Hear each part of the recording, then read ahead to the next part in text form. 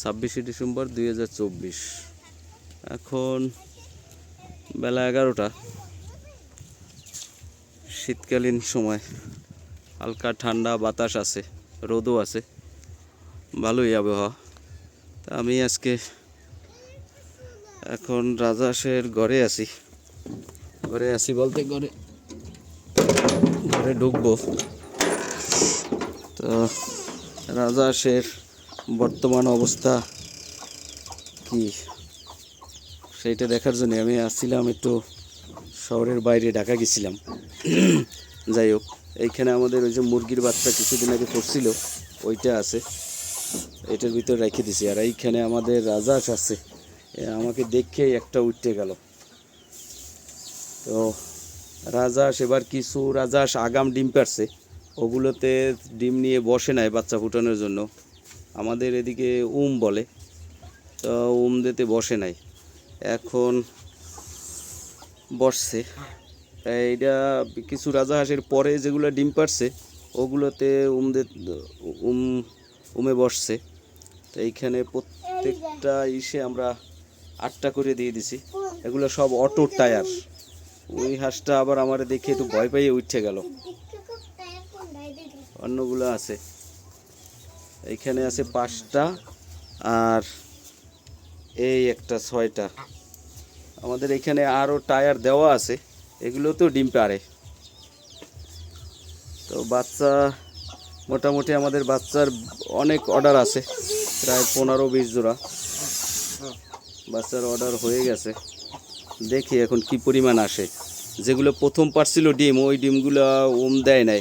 ডিম কিছু রাইখে দিছিলাম দেবে করিয়া, পরে কিছু বিক্রি করছি, কিছু খাইয়ে ফেলাইছি, আর কিছু অবশ্য ওই যে রাখতে অনেকদিন নষ্ট হয়ে গেছে। তো আমাদের এবছর টার্গেট মোটামুটি 1-150 বাচ্চার, দেখি কি হয়। আর এই মুরগিগুলো এইখানে বড়ই এখন ডিস্টার্ব করে প্রতিদিন। এই যে হাঁসের এই জন্য যেগুলো দেওয়া আছে, নাড়া দিয়ে টায়ার দিয়ে বসানো আছে, এগুলো নষ্ট করে। তো চিন্তা করছি কালকে থেকে ওদের বাইরে ছেড়ে দেব। এই আর কি, এইভাবে চলতে আছে। আমরা এখন যাব, আমরা এক জায়গায় নাড়া রাখছি, মানে খড়, ওই খড় দেখতে যাব। আমরা এখন আসছি ধান খেতে। আমাদের এইখানে আর কি 3 বিঘা থেকে একটু কম আছে, 10%। আমাদের এদিকে 33% 1 বিঘা। তো এই খড় নিলাম, খড় নিছি, এগুলো কাটা নাড়া আর কি, আমাদের কাটা লাগে নাই, ওনারাই কাইটে রাখিয়ে গেছে, একদম কাইটে রাখা। এখন পর্যন্ত ধান আছে, এই ধানগুলো সামনে থেকে নিয়ে তারপরে খড়টা রেখে যাইবে। তো এই খড় নিচে 3 বিঘা 8,000 টাকা।